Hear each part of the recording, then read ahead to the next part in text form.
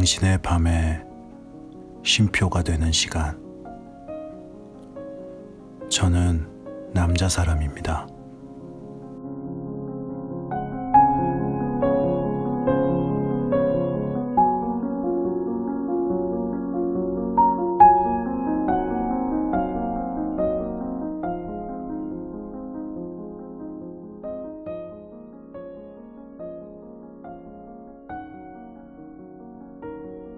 안녕하세요. 바로 전 방송인가? 하여튼 그 방송에서 이 날씨가 따뜻해졌다라는 말을 했는데 이 말이 무색해질 정도로 참 오늘의 날씨는 굉장히 추운 날이었는데요. 다들 어떻게 옷은 따뜻하게 입으셨나요? 미리미리 이 날씨 예보를 보고 이 준비를 하면은 참 좋은데 이게 참 생각보다 귀찮은 일인 것 같아요. 저 같은 경우는 이렇게 아침에 뭔가 날씨 예보를 보고 그 움직인다라는 게 참 생각처럼 쉽지 않은 일인 것 같습니다. 저만 그런 건지 아닌지는 잘 모르겠지만 하여튼 오늘은 어떠한 오해, 어떠한 누군가와 다툼이 있을 때 그럴 때 이야기를 한번 해보려고 하는데요. 이걸 오해라고 해야 될지 어떤 단어를 써야 될지 잘 모르겠지만 여튼 사람이 이렇게 지내다가 보면은 서로 기분이 이렇게 상할 때가 있잖아요. 어떠한 누군가가 어떠한 잘못을 해서 그런 잘못했다, 그 상대방한테 그런 실수를 한 상대방에게 잘못했다고 이제 사과를 하는데 그 상대방이 그 사과를 받아주지 않을 때라던가 뭔가 계속 기분을 나빠해 할 때가 있어요.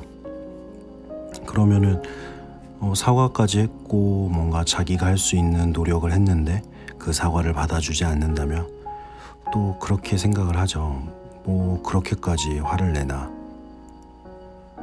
그런 생각이 들면서 오히려 자신도 뭔가 좀 기분이 상할 때가 있는데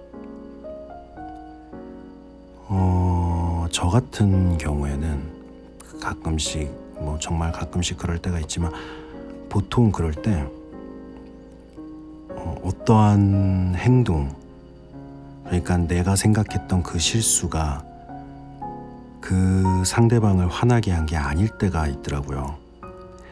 그 상대방은 어떠한 다른 포인트에서 화가 난 거죠. 근데 이제 그 부분을 이야기하지 않고 이제 다른 거 가지고 이야기를 하니까 잘 안 풀리는 그런 것 같아요. 그래서 저는 그런 방법을 좀 써요. 만약 그런 일이 있다면은 나라면은 저 정도에 저렇게까지 화날 것 같지 않은데 그런 것보다는 왜 저렇게 어떤 부분이 저렇게 화가 났을까? 그게 여러 가지를 생각을 하게 되겠죠. 그 사건을 가지고 그러면은 뭔가 그 포인트가 잡히는 그 부분이 있어요. 그래서 화가 났겠구나. 상대방이 그러면은 그렇지 화날 수 있지라는 생각이 들 때가 있어요. 뭔가 어떠한 포인트를 딱 잡게 되면은 그렇게 해서 그런 부분을 이야기하면은 좀 서로 화해가 되는, 그리고 또 이해도 서로가 하는 그럴 때가 있더라고요.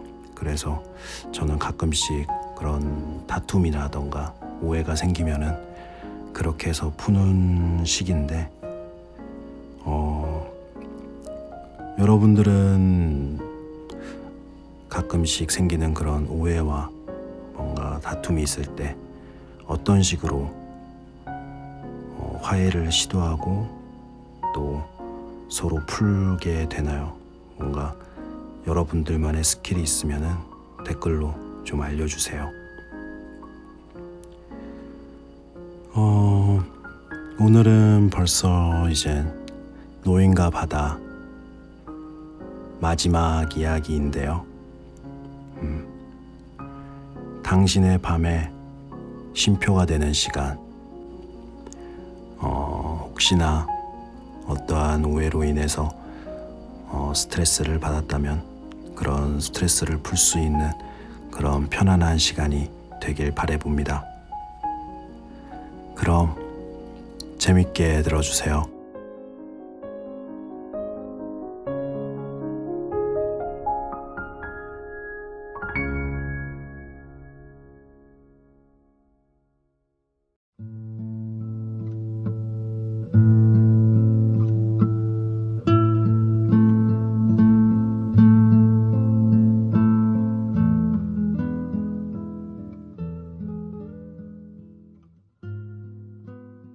상어떼가 또다시 공격해온 것은 해가 떨어지기 직전이었다.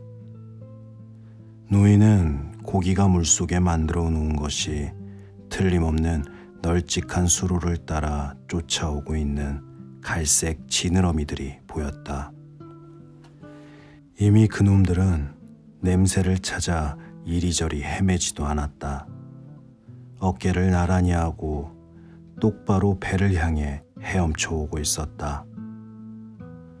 노인은 키를 고정시키고 닷줄을 단단히 동여맨 다음 손을 뻗어 고물 밑창에서 몽둥이를 찾아냈다.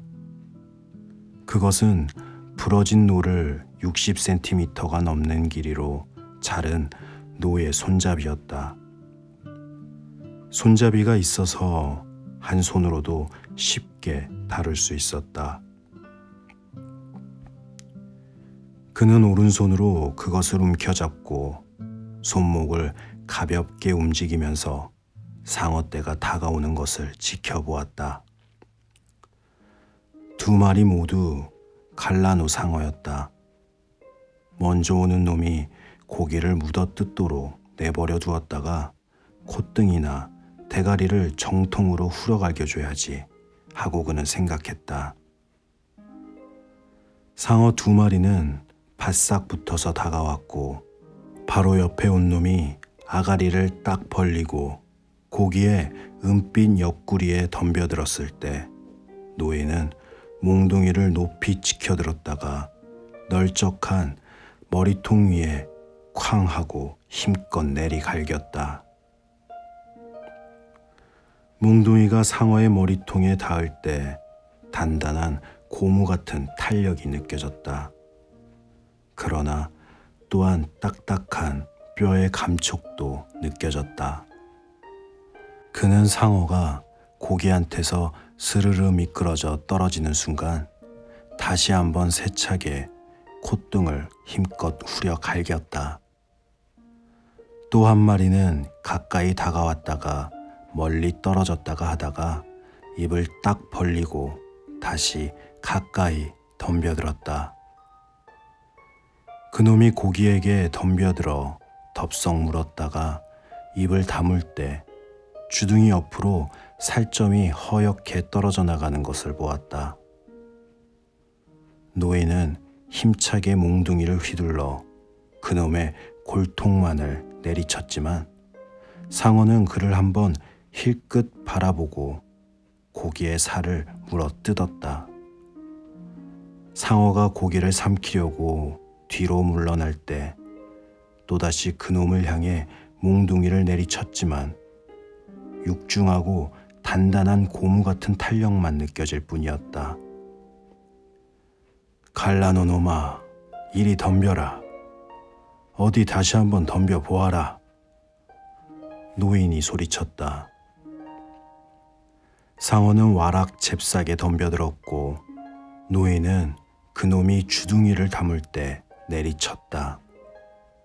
그는 몽둥이를 되도록 높이 치켜들었다가 보기 좋게 힘껏 내리쳤다. 이번에는 상어의 골통 아래쪽 뼈에 맞는 것이 느껴졌으며 상어가 굼뜨게 살점을 물어뜯고 고기에게서 서서히 물러날 때 또다시 같은 부위를 후려쳤다. 노인은 상어가 다시 한번 공격해 오려니 하고 지켜보았지만 두 놈 모두 나타나지 않았다. 잠시 후 한 놈이 수면 위에서 빙글빙글 원을 그리며 헤엄치고 있는 것이 보였다. 다른 놈은 이제 지느러미조차 보이지 않았다. 놈들을 죽이는 것까지야 기대할 수 없지 하고 노인은 생각했다. 아마 한창 때 같았으면 틀림없이 죽일 수도 있었을 테지만 하지만 두 놈 모두에게 심한 상처를 입혔으니까 성하지는 못할 거야. 두 손으로 몽둥이를 휘두를 수만 있었다면 첫 번째 놈은 확실히 죽였을 텐데 이렇게 늙었어도 말이야 하고 그는 생각했다. 노인은 도무지 고기를 바라볼 생각이 들지 않았다. 이미 절반은 물어뜯겨 없어졌으리라는 것을 잘 알고 있었기 때문이다. 그가 상어 떼와 싸우는 동안 해는 벌써 떨어져 버렸다. 이제 곧 어두워지겠는걸. 그럼 이제 아바나의 불빛이 보이겠지. 혹시 너무 동쪽으로 나왔다면 새로운 해안의 불빛이 보일 테고. 그가 말했다. 이제 그다지 멀리 떨어져 있지는 않을 텐데 하고 노인은 생각했다. 아무도 나 때문에 걱정을 하지 않았으면 좋겠는데 물론 그 아이는 내 걱정을 하고 있을 거야. 하지만 그 아이는 확신하고 있을 거야. 늙은 어부들도 내 걱정을 할 테지. 그 밖에 많은 사람도 역시 걱정하고 있겠지 하고 노인은 생각했다. 난 정말 좋은 마을에 살고 있구나. 고기는 너무 심하게 뜯겨 있었기 때문에 노인은 이제 더 이상 고기에게 말을 걸 수가 없었다. 문득 어떤 생각이 그의 머리를 스쳐갔다. 고기는 이제 반동강이가 되었구나. 한때는 온전한 한 마리였는데 내가 너무 멀리까지 나왔어. 내가 우리 둘을 모두 망쳐버렸어. 노인이 말했다. 하지만 너랑 나 둘이서 많은 상어를 죽이고 다른 고기들도 죽이지 않았느냐. 고기야, 지금까지 넌 얼마나 많이 죽였니? 대가리에 뾰족한 창날 같은 주둥이를 공연히 달고 있는 건 아니잖아. 노인은 이 고기에 대해 만약 이 고기가 자유롭게 헤엄쳐 돌아다닐 수 있다면 상어를 상대로 어떻게 싸울까 하고 흐뭇한 마음으로 상상해 보았다. 고기의 주둥이를 잘라내어 그것을 갖고 상어놈들과 싸웠더라면 좋았을 텐데 하고 그는 생각했다. 하지만 그것을 잘라낼 도끼도 칼도 없지 않던가. 만약 잘라낼 수 있어 노의 손잡이에 그것을 잡아맨다면 얼마나 훌륭한 무기가 되었겠는가. 그랬더라면 우리는 함께 싸울 수 있었을 텐데 한밤중에 상어놈들이 다시 공격해오면 어떻게 하지? 어떻게 할 작정이냐고. 놈들과 싸우는 거지. 죽을 때까지 싸울 거야. 그가 말했다. 그러나 이제 날이 어두워진 데다 하늘에 비치는 환한 빛도 불빛도 보이지 않았고, 다만 불어오는 바람에 돛이 한결같이 팽팽해져 있을 뿐, 노예는 어쩌면 자신이 이미 죽은 몸이 아닐까 하는 느낌이 들었다. 그래서 두 손을 마주잡고 손바닥을 만져보았다. 손은 죽어있지 않았고, 그래서 두 손을 폈다 오므렸다 함으로써 살아있다는 고통을 느낄 수 있었다. 고물에 몸을 기대어 보고 자신이 죽지 않았다는 것을 알았다. 어깨가 그렇게 말해주었던 것이다. 만약 이 고기를 잡으면 기도를 하겠다고 약속했었지 하고 그는 생각했다. 하지만 지금은 너무 지쳐서 기도를 드릴 수가 없어. 부대를 가져다가 어깨를 덮는 게 좋겠어. 노예는 고물 쪽에 누워서 키를 잡고 하늘에 환한 불빛이 비춰오기만을 기다렸다. 고개는 반밖에 남지 않았군 하고 그는 생각했다. 운이 있으면 어쩌면 앞쪽 반만이라도 가져갈 수 있겠지. 내게도 조금쯤은 운이 남아 있어야 할 게 아닌가. 그럴 리 없어 하고 그는 말했다. 너무 멀리까지 나왔을 때 너는 이미 운수를 망쳐버리고 만 거야. 바보 같은 생각은 이제 그만하시지. 정신 똑바로 차리고 키나 잡아. 이제부터라도 행운이 찾아올지 어떻게 알아? 그가 큰 소리로 말했다. 행운을 파는 곳이 있다면 조금 사고 싶군. 그가 말했다. 하지만 무엇으로 사지? 그는 자신에게 물었다. 잃어버린 작살과 부러진 칼과 부사당한 이 손으로 그걸 살 수 있을까? 어쩌면 살 수 있을지도 몰라. 넌 바다에서 보낸 여든 날하고도 나흘로 그것을 사려고 했어. 상대방도 내게 그걸 거의 팔아줄 듯 했잖아. 그가 말했다. 쓸데없는 생각은 하지 말자 하고 노예는 생각했다. 행운의 여신이란 여러 모습으로 나타나는 법인데 누가 그것을 알아본단 말인가. 어쨌든 어떤 모습의 행운이라도 얼마쯤 손에 넣고 그것이 요구하는 대로 값을 치를 테야. 하늘에 환한 불빛이 나타나면 좋을 텐데 하고 그는 생각했다. 나는 바라는 게 너무 많구나. 하지만 지금 당장 절실히 바라는 건 그 환한 불빛을 바라보는 거야. 그는 더 편한 자세로 앉아 키를 잡으면서 몸의 통증 때문에 자신이 죽지 않았다는 것을 느끼고 있었다. 밤 10시쯤 되었으리라고 생각될 무렵 아바나시의 불빛이 하늘에 훤히 반사되는 것이 보였다. 처음에는 달이 뜨기 전에 하늘처럼 겨우 알아볼 수 있을 정도로 어렴풋할 뿐이었다.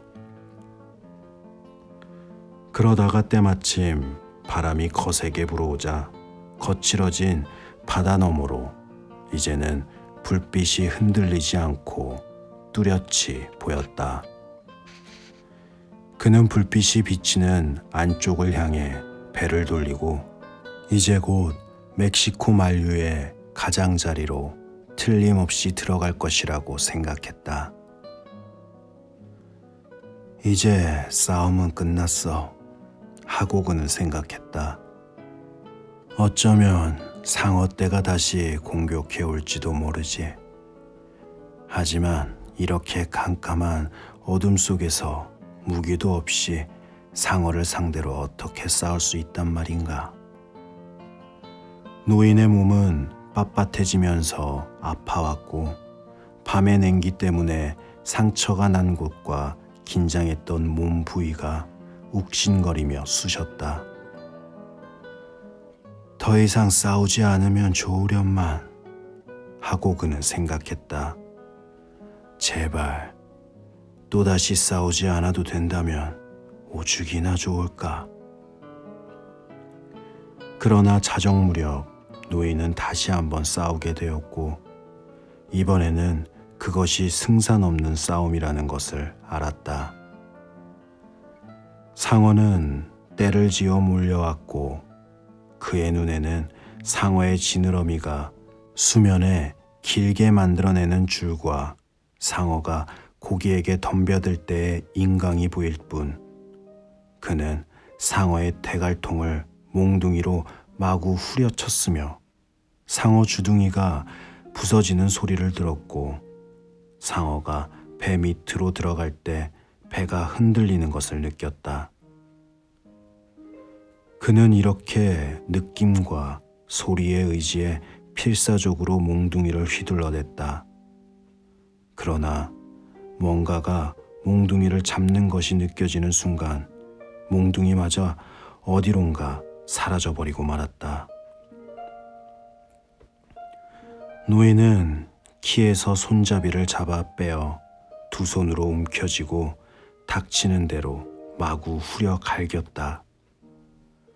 그러나 상어떼는 이제 이물 쪽으로 몰려가서 한 놈씩 번갈아 또는 한꺼번에 덤벼들어 고기를 물어 뜯었다.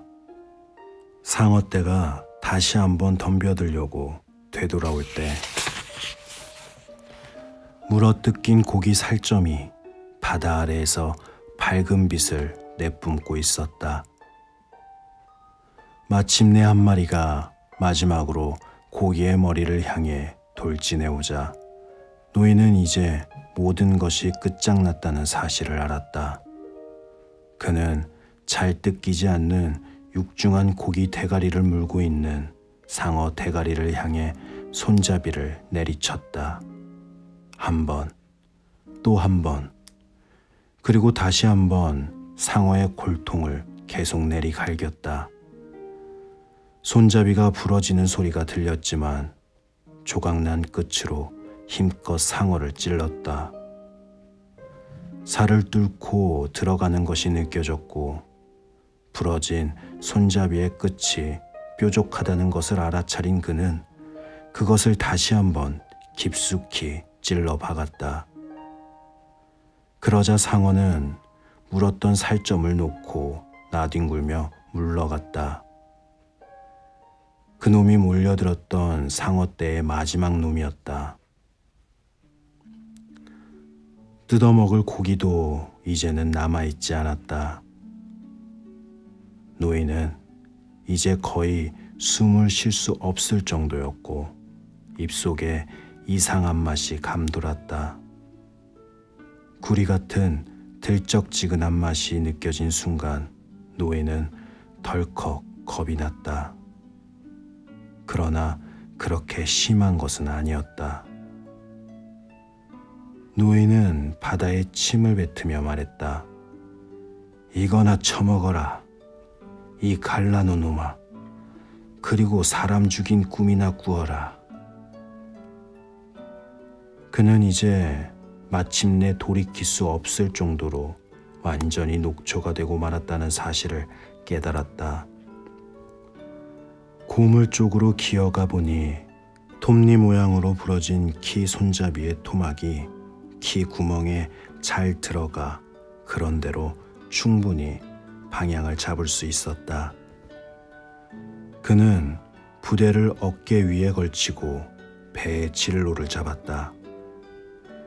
이제 배는 바다 위를 가볍게 미끄러지듯 달렸다.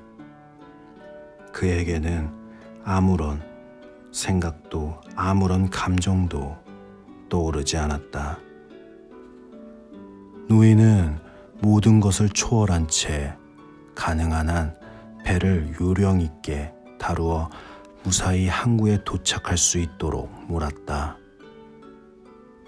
누군가 식탁에서 음식 부스러기를 주워 먹기라도 하듯 한밤중에도 상어떼가 고기 잔해에 덤벼들었다. 그러나 노인은 상어떼에 대해서는 전혀 관심을 두지 않고 오직 키 잡는 일에만 집중했다. 뱃전에 달린 무거운 짐이 없어진 배가 얼마나 가볍고도 순조롭게 바다 위를 미끄러지듯 달리는지만 느낄 뿐이었다. 배에는 이상이 없구나 하고 그는 생각했다. 키 손잡이 말고는 전혀 피해가 없어. 손잡이 같은 거야 쉽게 갈아 끼울 수 있지. 노인은 이제 배가 조류 안으로 들어온 것을 느낄 수 있었고 해안을 따라 있는 마을의 불빛이 보였다. 배가 어디쯤 와 있는지 알았기에 이제 항구로 돌아가는 것은 누워서 떡 먹기였다. 뭐니 뭐니 해도 바람은 우리의 친구니까 하고 그는 생각했다. 때에 따라서 말이지 하고 그는 단서를 붙였다.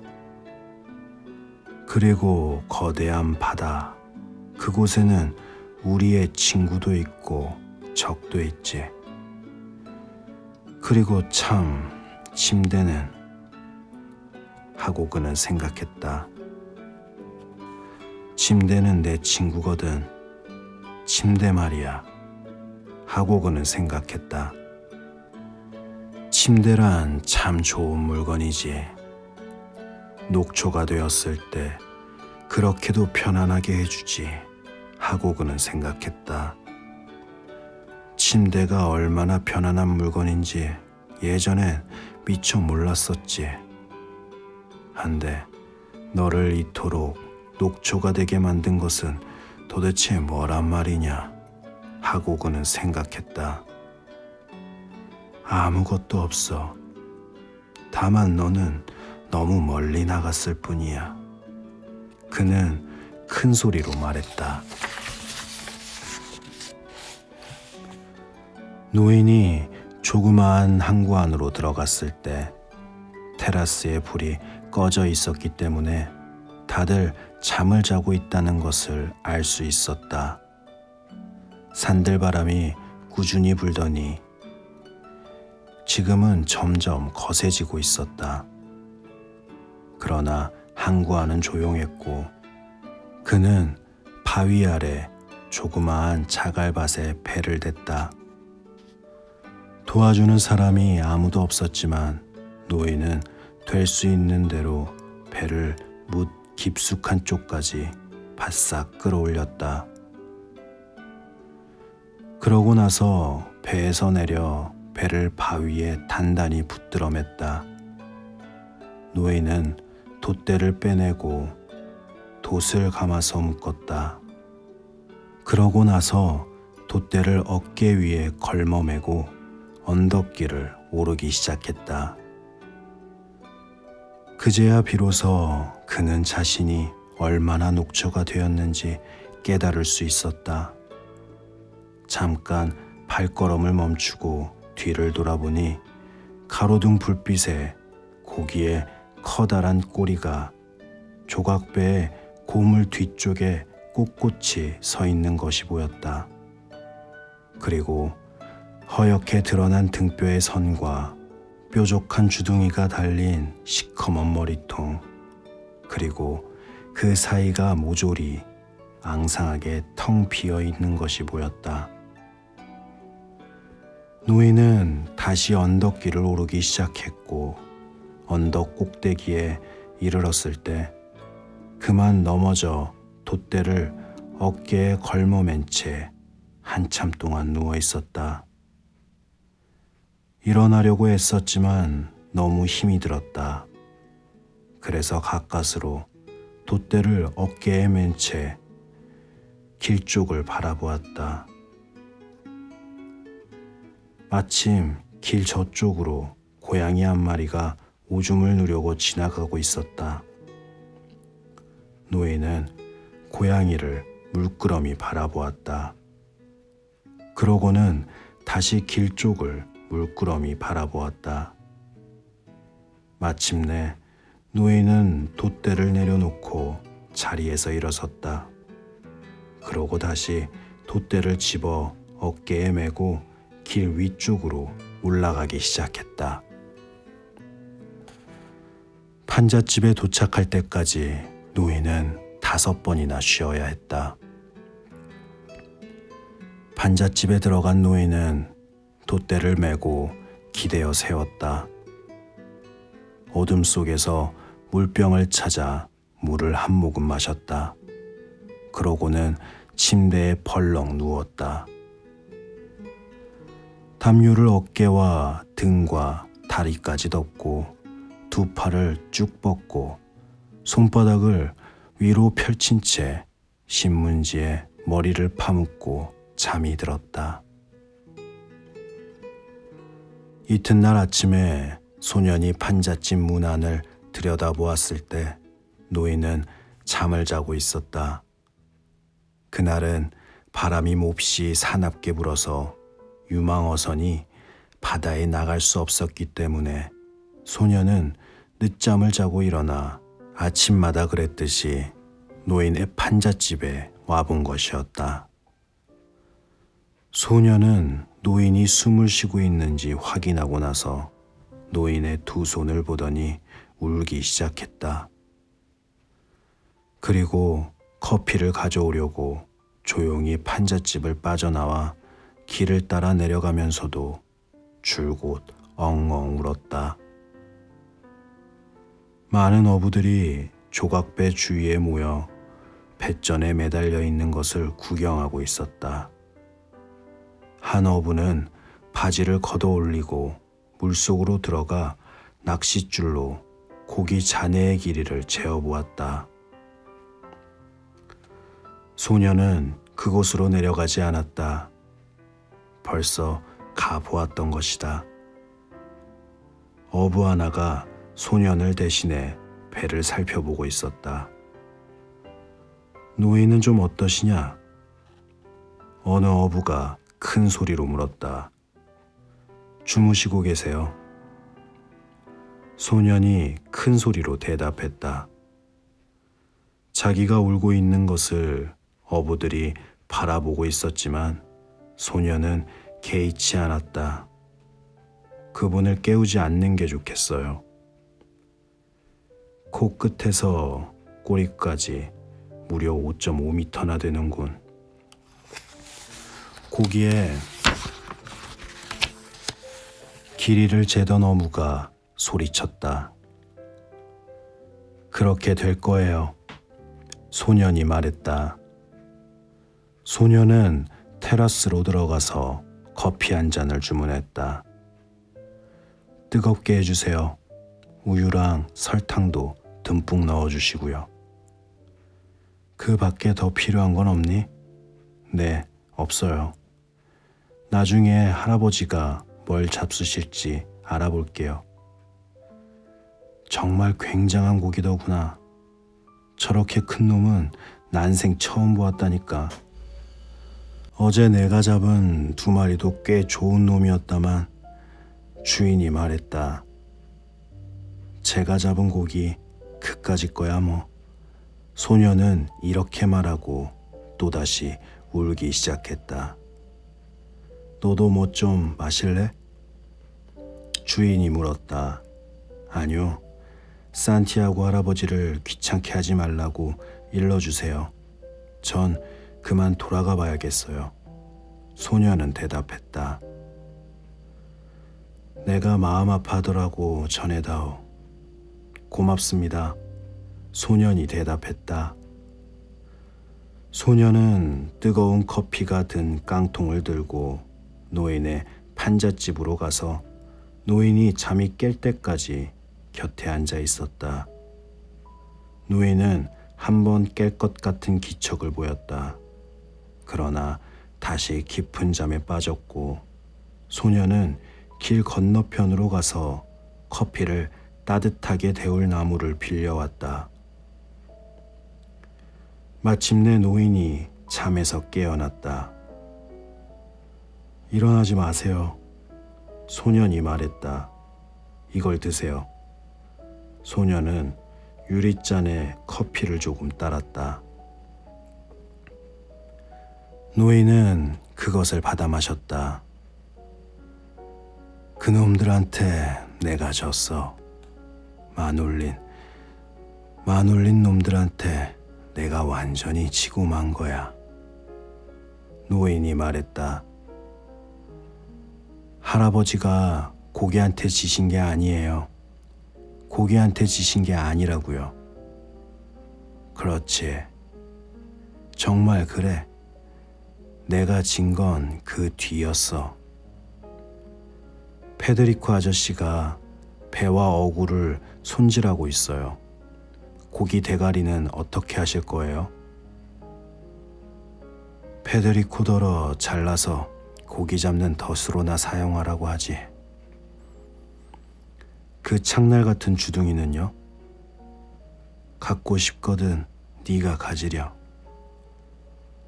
제가 갖고 싶어요.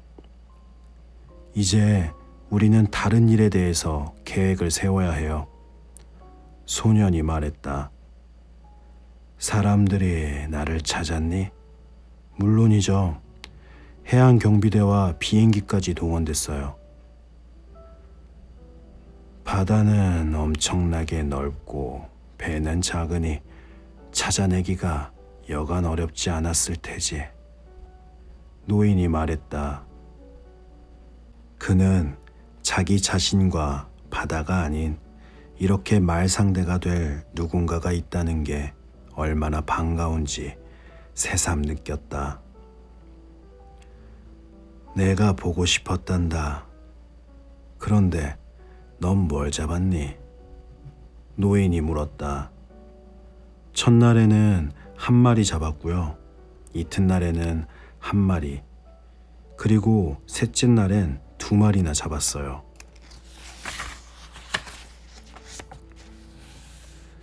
아주 잘했구나. 이젠 할아버지하고 같이 나가서 잡기로 해요. 그건 안 돼. 내겐 운이 없어. 운이 다 했거든. 그런 소리 하지 마세요. 운은 제가 갖고 가면 되잖아요. 소년이 대꾸했다. 네 가족들이 뭐라고 하지 않을까? 상관없어요. 어제도 2마리나 잡았는걸요. 하지만 전 아직도 배울 게 많으니까 이제부터 할아버지와 함께 나갈래요. 잘 드는 도살용 창을 하나 구해서 고기잡이 나갈 때 늘 배에 갖고 다녀야겠더라. 낡은 포드 자동차에 판 용수철로 창날을 만들 수 있을 거야.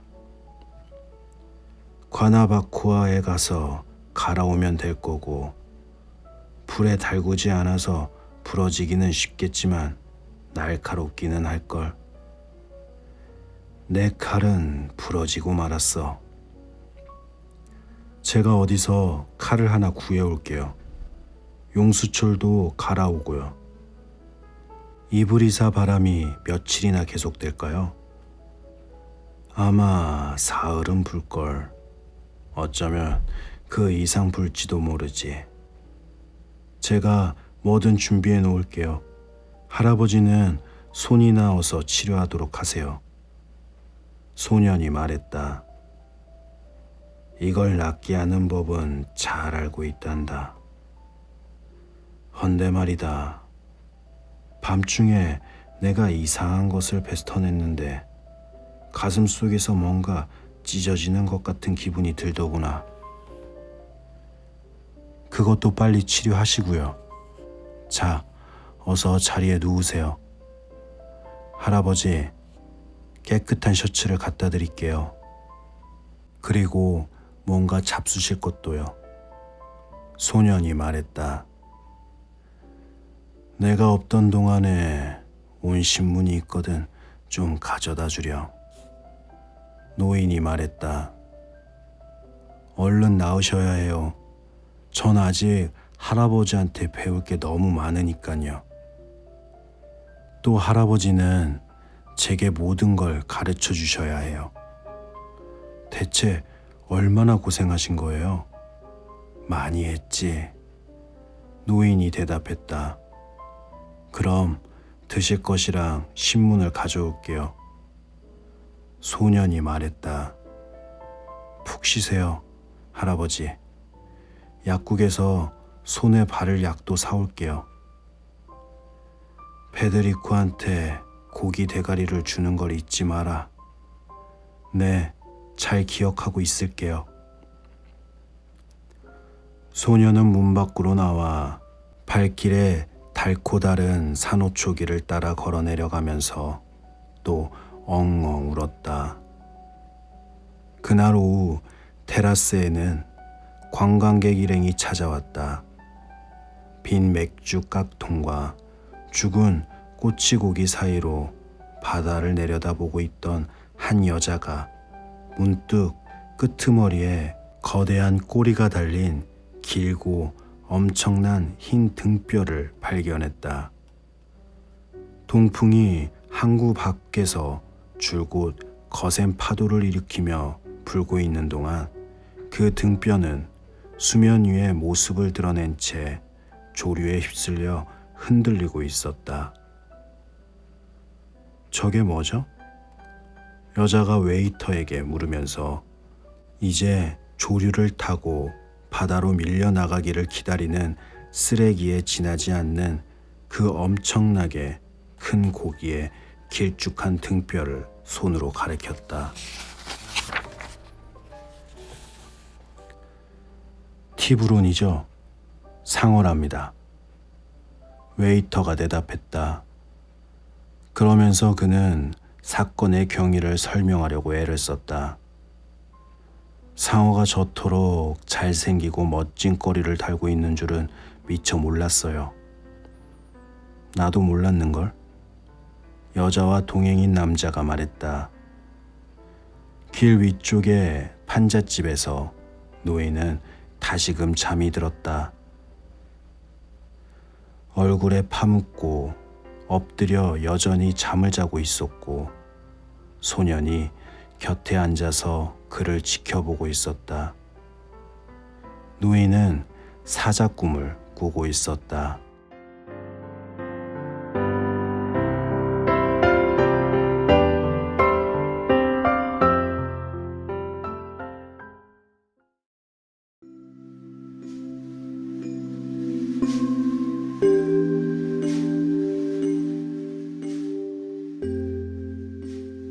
네.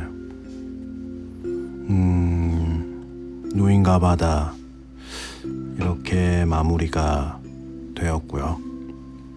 그 뒤에 이제 작품 해설이라고 해서 또 있는데 이거를 낭독을 할까 말까 고민을 좀 했어요. 근데 굳이 뭐 이렇게 해설을 또 이야기해서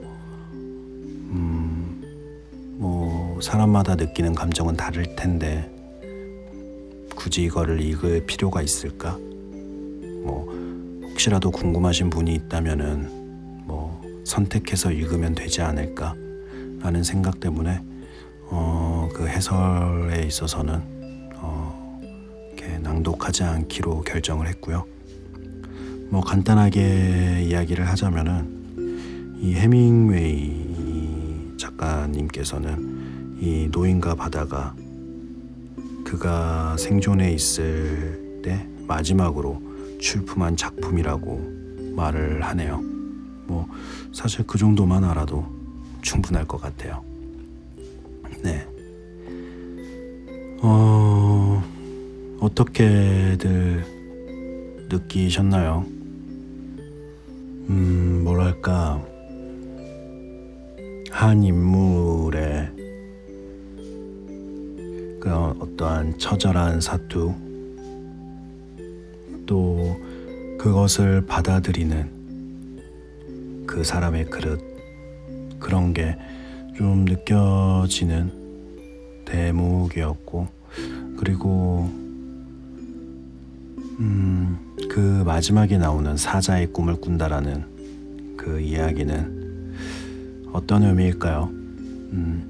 그 본인이 사자인 것일지, 아니면 이런 큰 고기가 아닌 뭔가 또 다른 거를 꿈꾸는 그런 것을 뜻할지, 정확하게는 저도 잘 모르겠지만 무엇이 되었던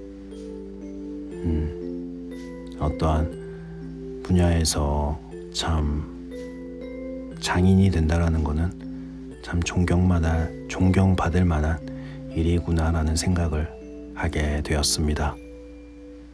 네. 이렇게 노인과 바다는 마무리 짓도록 하고요. 그럼 다음에는 또 새로운 책을 고민해서 가지고 오도록 하겠습니다. 그럼 당신의 밤에 쉼표 같은 시간, 저는 남자 사람이었습니다. 다들 편안한 밤 되세요.